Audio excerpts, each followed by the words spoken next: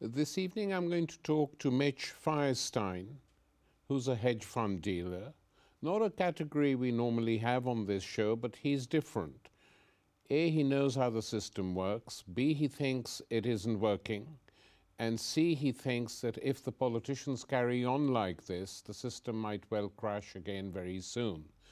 Mitch Firestein's book, Planet Ponzi, How the World Got Into This Mess, What Happens Next, How to Save Yourself, is written for the layperson. Anyone can pick it up and read it, and you get a much better idea of what's been happening with the financialized economy since 2008 and even before that than in almost any other work I've read, except academic works, which are interesting. Some of them are important, but are virtually incomprehensible for the layperson. Mitch, welcome. Thanks Very for having good to me. have you with us. Tell me a bit how you got into this business. Well, when I left university back in the dark ages when they barely had electricity, I decided to work on Wall Street. And I wrote Planet Ponzi because I was consulting a couple of governments, and I thought that it was important that they let the banks fail during the credit crisis. Because one of my best lines, I think, is heads I win, tails you bail me out. That's not capitalism, that's extortion. So I think we've gotten into a situation where a lot of the banks have used too much credit, too much debt, and too much leverage. That's what got us into the problem to begin with. And I think now, from 2007 to 8 to today, the leverage is more, the debt is more, and the credit is more. Basically, your argument is that when the crisis happened, the bailouts in themselves were a disaster, and it would have been better to let quite a lot of banks go to the wall and let the economy start afresh than using taxpayers' money to bail them out. Well, that's a controversial thesis. I happen to agree with you, but most people don't. And the main worry here is, if this had happened, what would have happened to the small investors, people who just put their money in a bank not knowing where this money is going or what happens to it? Well, that's a great point. Now, we have a precedent in the mid-'80s when I first started in the business. It's probably before a lot of people's times. It was called the savings and loan crisis in America. I remember that. So when all of those thrifts went bust, the ordinary saver who had their money in the bank or the institution, the thrift or savings and loan, got their money back because it was guaranteed up to a certain threshold. Oh. That's the same thing with everywhere around Europe and the United States now. You've got to look and see what the institution has in terms of insurance, but I think what they've adopted now in Europe is what I call the Cyprus model. Now, we're all aware of what happened in Cyprus when they went in and they seized everyone's assets above 85,000. So a lot of people who had their life savings were wiped out because they only got recovery of 85,000. And then they implemented capital controls, which got really dicey. And I think that that's the model that they're going to use next time. So I think in addition to stealing from savers, this is the added kick. So next time it's going to be bail-ins and they're just going to confiscate. It's going to be sanctioned deposit confiscation. That's my view. Explain to me how, in your opinion, this crisis erupted and whether or not it could have been prevented. How come that apart from a few people, no one really saw it coming, or no one thought that the Wall Street crash would be on such a scale? I disagree. I think that's media propaganda and a narrative that nobody could have seen it coming. I think the beginning of the end came down to three guys: Robert Rubin, Larry Summers, and Bill Clinton. Bill Clinton got rid of Glass-Steagall, Yes. which allowed for securitizations, which allowed for these crazy structures. So if you go back and look at a chart of leverage, starting when Glass-Steagall was wiped off the books, you can see that it's just straight up, and that's when things started to spiral out of control. Glass-Steagall is the regulatory act, yeah. Right, it was a regulatory act that made investment banks have a separate entity so they couldn't package together bundles of debt and make it bigger and bigger and bigger. And Clinton decided to get rid of that. Right, in 1999, on the basis of Robert Rubin, who was the ex-Treasury Secretary And Larry Summers, who is his close advisor, Larry worked for Rubin, then he worked for Bill Clinton on several separate occasions, and Larry keeps reappearing everywhere like a bad penny. He's at Harvard, back to Harvard now, and he tried to become the chairman of the Fed. And people don't remember. They have a very short memory for volatility and a very short memory for the problems that people caused in the markets going back. So I think it's important that we look at history. So the origins of the crisis lay in deregulation, removing all restraints on the banks. This meant the merger of retail and investment banks, and this meant that banks could raise any amount of money and lend even more. But isn't that what banks usually do? Well, the bank's job is to create money by lending to small businesses. Now, when they create, the problem is not with debt. I don't have a problem with debt, but I have a problem with a lot of the structures, because there are structures now called derivative products, which are options, and they can be a little complicated. Alan Greenspan said that it's apparent that there was fraud committed. We do not need new regulations. We need existing regulations to be enforced, and we need it to be enforced firmly. So he was the former chairman of the Federal Reserve saying that. So that should tell you that the system has numerous problems that need to be addressed. And perhaps you need to have people who think out of the box come in and help out with that, which we haven't had. And were the Enron crash and then the whole Madoff affair serious warnings which were ignored? Well, I think, Enron was the biggest corporate bankruptcy in history, and it was based on fraud. Now, Madoff was another fraud, but my book, Planet Ponzi, talks about the global structure of the government debt being a fraud. Because even in Japan recently, as you know, on Halloween, they decided to do another money printing endeavor, which was voted 5-4, so it was a very close vote. It almost got rejected. But the important takeaway is the advisor to Prime Minister Shinzo Abe, who created this policy of Abenomics, said that we're involved in a mild Ponzi game. And the way that he described it was, it's okay, the exact quote was, it's okay as long as taxpayers don't revolt. When the government issues tons of debt, they print money to buy their own debt, it becomes a Ponzi scheme because there's nothing to back it. Eventually you hit a wall. And I think what happens is you get a tremendous amount more debt, like 500% of debt to GDP. So when the tax revenues come in, you're using 60 cents of every dollar just to service the interest payments on your debt, which is growing and growing and growing, with interest rates at 500-year lows. I mean, interest rates are almost at zero. So it doesn't take a genius to figure out that when interest rates go up marginally, which they have to eventually, then you have credit defaults and the inability to pay or service the debt or even the interest on the debt.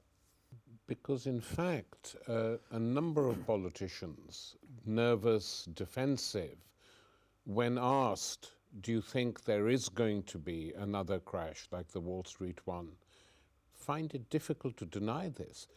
But yet they said no, they put sticking plaster on it, even though they could see the blood still coming out. And they said, well, let's have another try, because there were no huge protests in the United States from below or in this country. But now protests from below are reaching fever pitch in countries like Greece and in countries like Spain, with new parties poised to come to government. Is that what it'll take then, globally, for certain structural reforms to take place within the system? Well, I think you're right, 100% once again on this. I think France you need to add to the fray as well, because France is probably the most insolvent of any of these countries, and Italy.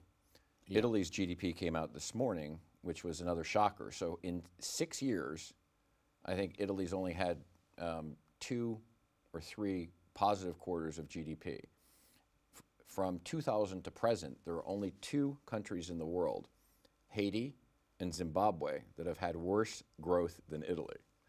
And Italy has 2.9 trillion in debt that they've issued that they can probably not repay. So they've got 30+% unemployment, probably 45% youth unemployment.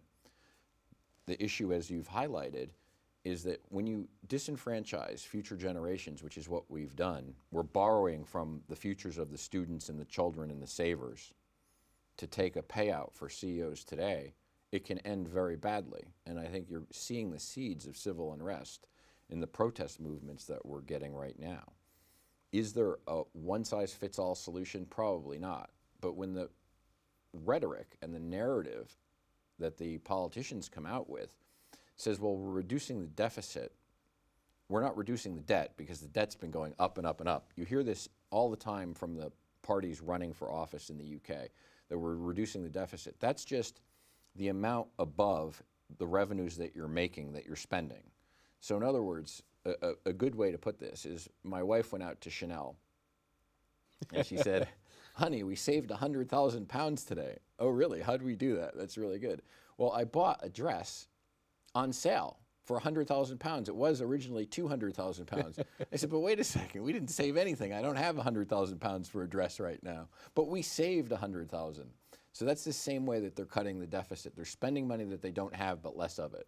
But since we don't hold anybody to account these days, you know, you can just run roughshod and you can come in and make any promises you want just to be reelected.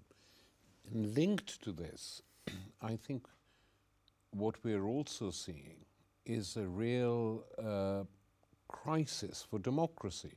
Because if you have, like in the US to a large extent, two parties which pander to the same financial interests, this system has now been spreading towards Europe via Britain. All three political parties in Parliament basically say the same thing on the economy. So large numbers of people, especially young people, are saying, well, why the hell should we go and vote? If, you know, there's a very funny slogan written on a wall in London for the last election, if voting changed anything, they'd abolish it. Yeah, it's true. I mean, and in Spain and in Greece, we've seen a big challenge to this extreme center, which I call it, which rules these countries, with new parties emerging. Nothing here so far, and in Italy and France, the situation is dire on that front. But short of that, I mean, the system is not just in economic crisis, it's also in a deep crisis of political accountability. I think democracy is vaporized. I don't think democracy exists anymore. I think it's an illusion. You know, you see that the Tory party came out and Theresa May, who's got aspirations of being the next prime minister, you know, it's totally apparent that, you know, what their secondary agenda might be. With all these scaremongering facts about terrorist potential strikes, 40 that we saved, but please allow us to implement these draconian police state quality laws that will let us listen to all of your phone calls, all of your private conversations, and all of your text messages. Now, quite frankly, that's up to a judge, in my view, and a court system to come up and say, look, if we really believe that, we're going to get a warrant and we're going to do this the right way. We're not as they used to. Yeah, as they used to. But that's right out the window. It's like, no, no, no, we've got a new system in place. So going back to what you said about new parties, yes, you're getting a lot of fringe parties in Greece that are very extreme and fascist, you know, an uprise to a Nazi-type extremism parties, and that happens whenever the economy goes down in a country. You have a rise to this. You're seeing that in a couple of the Eastern European countries. Hungary, for instance. Right. Hungary is one, and Ukraine is another, the other, yeah. Which the United States engineered a takeover of the government, which was, you know, it's kind of very confusing as to the hypocrisy behind that entire situation. But I think where the hope is you know, you can get a group like UKIP that can come in who haven't had the opportunity, or get a third party that hasn't been around. And people are going to have to say, look, I'm going to have to give somebody else a shot. Because, you know, I don't know who it's going to be that's going to be the dominant third party, but there will be one, whether it's this time, whether it's next time. But you can't keep, and I point this out in the book, I say it several times, and I'll repeat it here, that you can't keep voting for people who have lied to you. Mitch, you give a figure here which says it all in a way. which is that the Iraq War cost $3 trillion, and then George Bush pushed through $3 trillion tax cuts. So $6 trillion, half lost in a completely insane war in Iraq, and the others a gift to the haves and the have-mores, as Bush put it, if you remember. I mean, but this is crazy. But that's not, you see, that's not a tax cut really, and I think I go into in further detail. It's a deferment. Yes. So what it means is they're borrowing against future earnings. Now, the biggest part of the problem here is that global GDP is about 67 trillion a year. So if you think about the U.S. debt, which right now is about to tick over to 18 trillion, but the total amount of U.S. debt is over $225 trillion. Staggering. That is staggering. I mean, had it been any other country, the IMF would have been in, the World Bank would have been in, either you cut it down or we're going to impose A, B, C, but because it's the US, no one can do anything. That's exactly right. But the problem with the debt that they've accrued, a lot of it is in future entitlement programs like Medicare, Medicaid. So the way that they account for that debt, I go into it in detail, is kind of confusing and a little bit murky. But that debt is there, and there are real obligations to pay for future generations. But it's going to be problematic because a lot of the debt has been achieved in the past 7 years. Now, if you go back and look at interest rates hit a cyclical peak in 1981, and they've come straight down since then. So a big part of the problem is that most of the kids who are trading in today's Wall Street market and in the city of London and everywhere else around the world have no idea what a bear market is, because for their entire careers, all they've seen are good times and seen interest rates going down. So nobody believes interest rates can ever go up. Okay. What could possibly go wrong with that scenario? I mean, interest rates are going to have to go up. And the fantasy that people keep telling us that there's no inflation, I mean, think about a house price, okay? House prices in London it's probably the biggest bubble on the planet that you can equate it to the tulip mania in Holland back in whenever it was, several hundred years ago. I mean, the prices are nuts. And the increase was 500% in the last 7 or 8 years, I think, in pockets of central London. In 2013, I think 1 in every 4 jobs that was created was in the property sector. So that's what we are seeing in the UK. I mean, it's a bubble that's driven by a bubble. So the only recovery we're seeing, I think, can disappear and vanish very quickly. In your book you write, and I just want to throw this back at you, hundreds of trillions of dollars worth of financial contracts are linked to the LIBOR rate. Hundreds of trillions. And Barclays Bank, along with plenty of others, manipulated those markets to their own advantage. And then you say, surely this is the biggest fraud in history. Explain that, Mitch, to our viewers. Yeah, I actually... What is the LIBOR rate first? Right, the LIBOR rate is a London interbank offered rate. Yeah. So it is the rate that determines what interest rates are being charged to individuals on their mortgage products, on every product, every loan product in the world uses a LIBOR fix generally. And so there are so many trillions, hundreds of trillions and trillions of dollars that use this fix that even if you have a tiny manipulation in that rate, it's going to mean hundreds of millions of dollars in profits for the banks that can manipulate that rate because there are so many settings that they have off the back of it.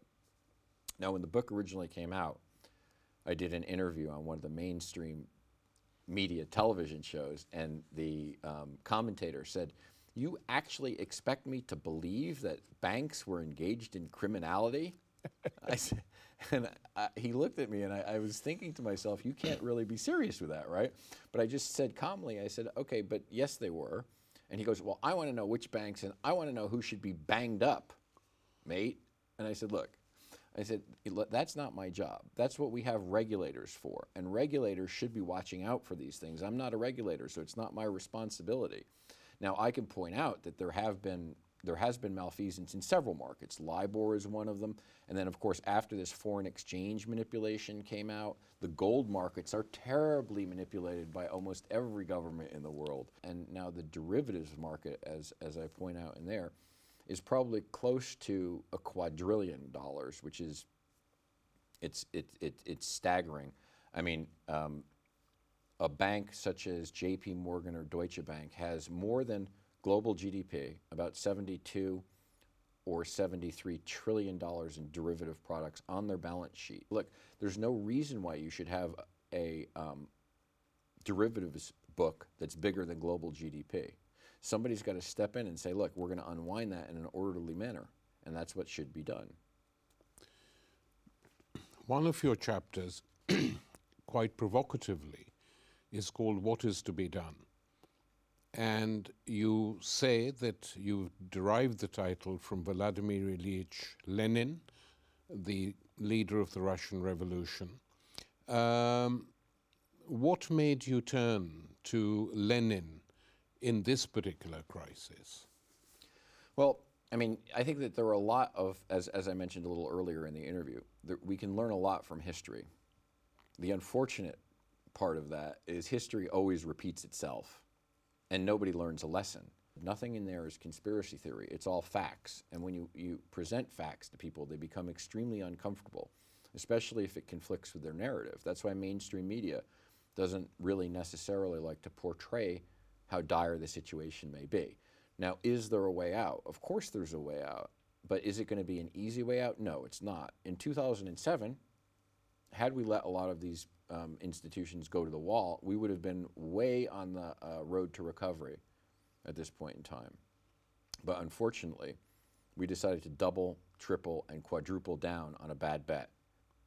Mitch, let's say that Greece elects a Syriza government, which is a new party on the left, currently at top of the polls, just like Podemos in Spain. Let's say that these parties come to power and form a government. And the new prime ministers of Spain and Greece ring you up and say, Mr. Feinstein, we've seen your book, we're in a mess. The European Union is in a mess. We've got all these debts imposed on us. The Troika is refusing to let us act. What should we do? What would be your advice to them? Well, I don't know if it would be my advice. What I would predict is going to happen is that they're going to repudiate their debt and they're going to leave the EU. I think the EU is a failed project. Despite the hot air that's being spewed out of Mario Draghi, who was ex-Goldman, that convinced Italy when he was the head of the Bank of Italy, and he was affiliated tightly with Goldman to issue all that debt that they can never repay, I don't think they can bail it out. I don't even know what number bailout Greece is on. What is it, 6, 7, 8? Yeah. But they still need more money. This is the point. They haven't gotten any further away from that. Spain's basket case. France is really bad. And I don't know if you're aware, but the political party of the day, of the flavor of the month, is Marine Le Pen. I know. I know. And her platform, the first thing she said that she would do is she would have a referendum on leaving the EU and repudiating the debt. So, I mean, you've got Beppe Grillo in Italy, the 5-star program. He wants to put, now he's got a bunch of people in parliament in Italy. He wants to put an amendment in front of the parliament to leave the EU and repudiate the debt. So I don't know, I'm not a smart enough guy to figure out who's going to leave first, but I can tell you something. Somebody will leave first. As you know, all of these countries that we mentioned are going to miss their budget targets. And so they just said, okay, well, we're going to let it go this time. This time, they've been letting it go before. I mean, money printing, when you print money, there's going to be unintended consequences. We just haven't seen how it's impacted everything yet. We're seeing hyperinflation in London, in the property market, and in other select asset classes. I mean, Uber is an example. The NASDAQ 2.0 bubble, $40 billion valuation for that company.